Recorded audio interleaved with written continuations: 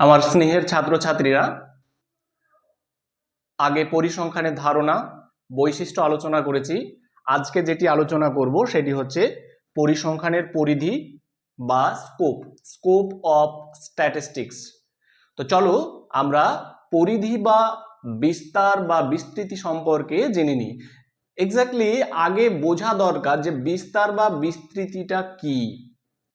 অনেক শিক্ষার্থীরা পুঁথিগত শুধু নলেজ বাস্তবিক ক্ষেত্রে অ্যাপ্লাই করতে পারে না, পুঁথিগত নলেজটাকে প্রেসারের মতো ব্রেনে নিয়ে নেয়। খুব সহজ কথা, পরিধি মানে কি?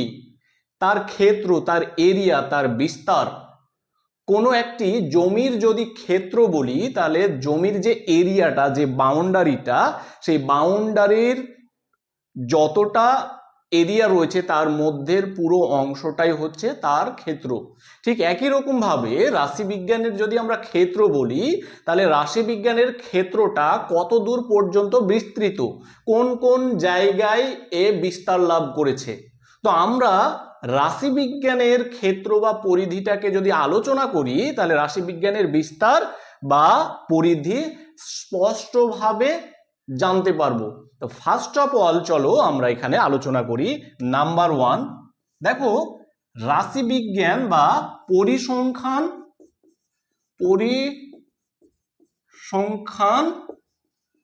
ও সমাজবিদ্যা।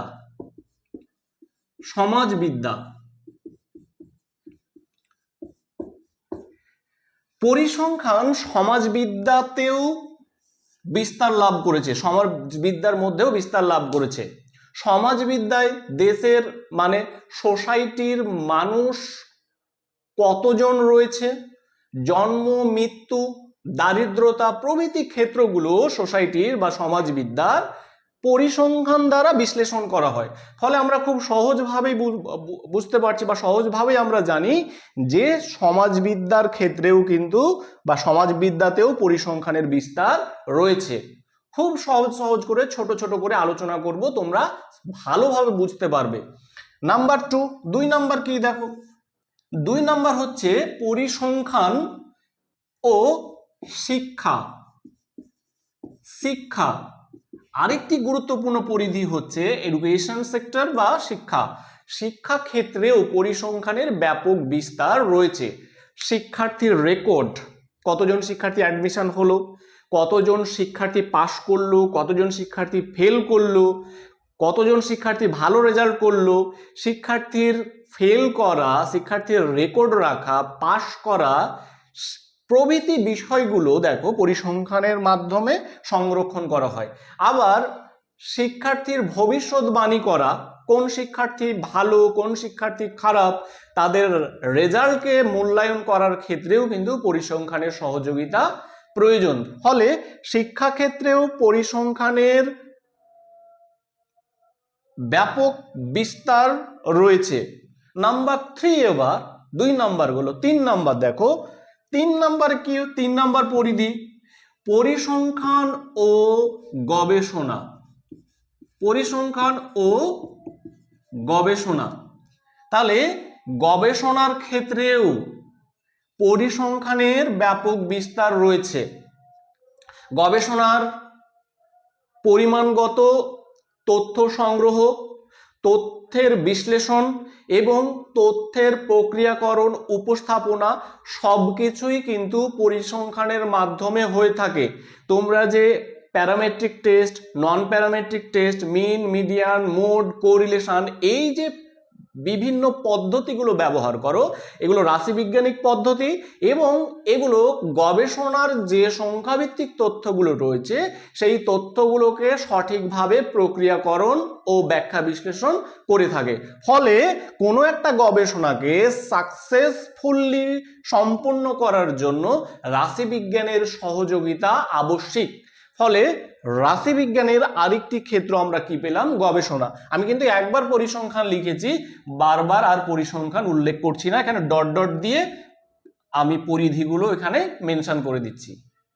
3 নম্বর হলো 4 নম্বর, দেখো 4 নম্বরে কি হচ্ছে, পরিসংখ্যান এবং মনোবিজ্ঞান, সাইকোলজি, মনোবিজ্ঞান।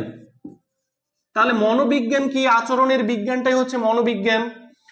মানসিক যে বৈশিষ্ট্যগুলো রয়েছে আমাদের, যেমন আমাদের তোমার আইকিউ লেভেল, আমাদের অ্যাটিটিউড, অ্যাপটিটিউড, ক্রিয়েটিভিটি, আমাদের ইমোশন বা আমাদের প্রক্ষোভ, এই যে মানসিক বৈশিষ্ট্যগুলো কোনো একজন শিক্ষার্থীর পরিমাপ করার জন্য রাশিবিজ্ঞানিক সহযোগিতা প্রয়োজন।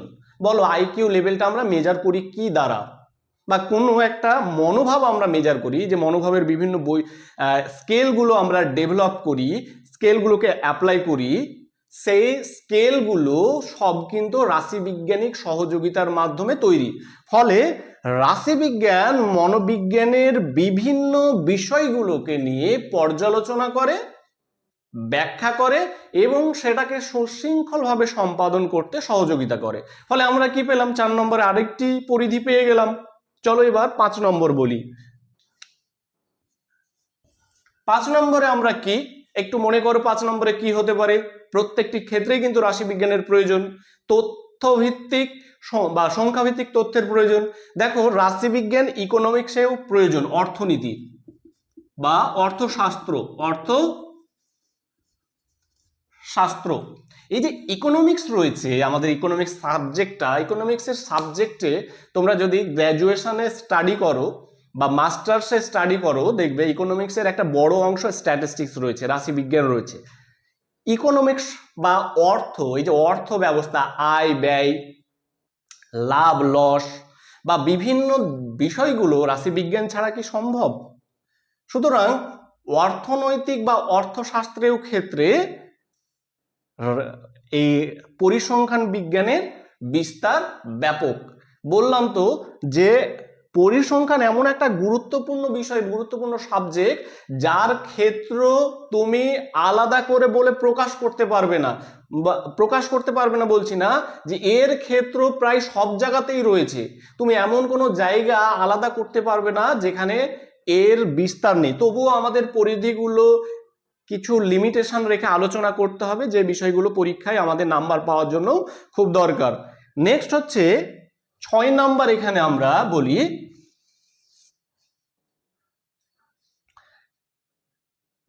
পরিসংখ্যান বা রাশিবিজ্ঞান এবং পুষ্টিবিদ্যা, পুষ্টিবিদ্যা, নিউট্রিশন, নিউট্রিশন, পুষ্টিবিদ্যা। ভালো করেই বুঝতে পারছো, এখন চেষ্টাও করছো সবাই ফিটফাট রাখা, নিজেকে ডায়েট করা।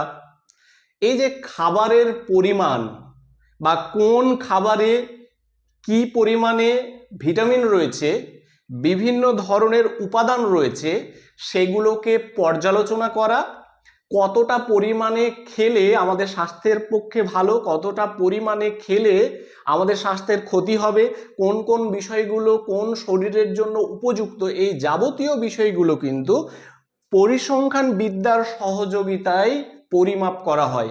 ফলে রাশিবিজ্ঞানের ক্ষেত্র ব্যাপক, এবং এখানেও কিন্তু পুষ্টিবিদ্যার ক্ষেত্রেও বা নিউট্রিশনের ক্ষেত্রেও আমরা রাশিবিজ্ঞানকে ব্যবহার করছি। তো 6 নম্বর পর্যন্ত হলো।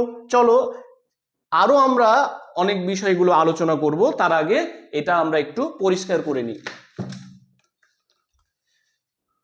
তাহলে আমরা 6 নাম্বার পর্যন্ত আলোচনা করেছি।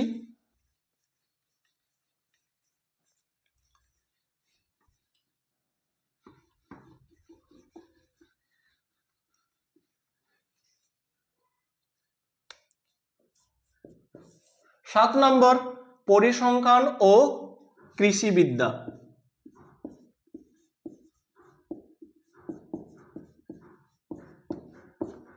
এগ্রিকালচার। দেখো পরিসংখ্যান ও কৃষিবিদ্যা জমির উর্বরতার পরিমাপ, ফসলের পরিমাপ, সারের মিক্সিং অনুপাত ইত্যাদি বিভিন্ন এই যে বিষয়গুলোকে রাশিবিজ্ঞানের সহযোগিতায় পরিমাপ করা হয়। যখন কোনো একটা জমিতে সার প্রয়োগ করবে, এই যে সারের মিশ্রণগুলো হয়, কোনটা কত অনুপাতে মিশ্রণ ঘটাতে হবে, সেটাও কিন্তু আমরা রাশিবিজ্ঞানের সহযোগিতা নিই। আবার কোন সালে কত উৎপাদন হয়েছে, কতটা ব্যয় হয়েছে, কতটা আয় হয়েছে, কৃষি ক্ষেত্রের কথা বলছি, যাবতীয় বিষয়গুলো কিন্তু আমরা রাশিবিজ্ঞানের সহযোগিতায় পরিমাপ করি। ফলে আর একটা ক্ষেত্র আমরা পেলাম, কৃষি ক্ষেত্র। চলো 8 নম্বর হচ্ছে পরিসংখ্যান ও চিকিৎসাবিদ্যা।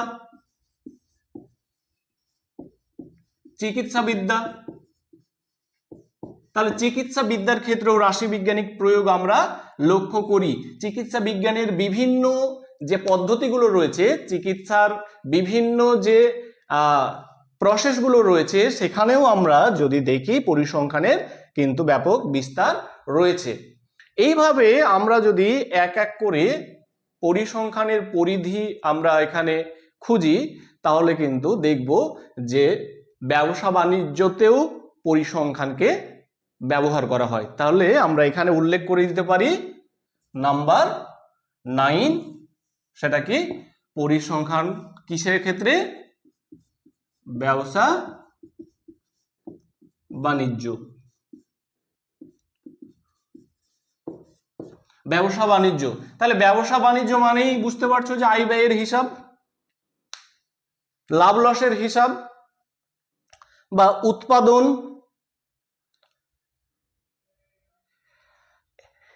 ইম্পোর্ট এক্সপোর্ট প্রভৃতি ক্ষেত্রে কিন্তু আমরা রাশিবিজ্ঞানিক সহযোগিতা নিই। ব্যবসা বাণিজ্যের বিভিন্ন টেকনিক্যাল বা বিভিন্ন প্রসেসগুলো মেনটেন করার ক্ষেত্রে আমরা রাশিবিজ্ঞানের সহযোগিতা নিই। আরও তোমরা অনেক ক্ষেত্রগুলো এখানে মেনশন করতে পারো। বেসিক্যালি আমি 9 ধরনের ক্ষেত্র তোমাদের সামনে আলোচনা করলাম, যে রাশিবিজ্ঞানের কোন কোন মানে ক্ষেত্র রয়েছে এবং সেখানে কিভাবে প্রভাব বিস্তার করেছে। ফলে আরেকবার আমি তোমাদেরকে বলে দিই যে রাশিবিজ্ঞান এমন একটি বিজ্ঞান যেখানে সংখ্যাভিত্তিক তথ্যের পর্যালোচনা করা হয় এবং যতগুলো শাখায় সংখ্যা নিয়ে গবেষণা করা হয়, সংখ্যা নিয়ে পর্যালোচনা করা হয়, সব ক্ষেত্রেই কিন্তু রাশিবিজ্ঞানের বিস্তার রয়েছে। আমি আরো মৌখিকভাবে কতগুলো বলে দিতে পারি। 10 নম্বরে তোমরা ব্যবস্থাপনা লিখতে পারো, ম্যানেজমেন্ট, যেটা ম্যানেজমেন্টের ক্ষেত্রেও রাশিবিজ্ঞানের প্রয়োগ রয়েছে। টেকনোলজির ক্ষেত্রেও রাশিবিজ্ঞানের প্রয়োজন রয়েছে। প্রযুক্তিবিদ্যা, প্রযুক্তিবিদ্যার ক্ষেত্রেও আমরা কিন্তু এই পরিসংখ্যান বিজ্ঞান বা রাশিবিজ্ঞানের বিস্তার লক্ষ্য করি। এরকম অগণন বিষয়ে বা অগণন ক্ষেত্রে পরিসংখ্যানের বিস্তার রয়েছে বা পরিধি রয়েছে। তো আজকে এখান পর্যন্তই।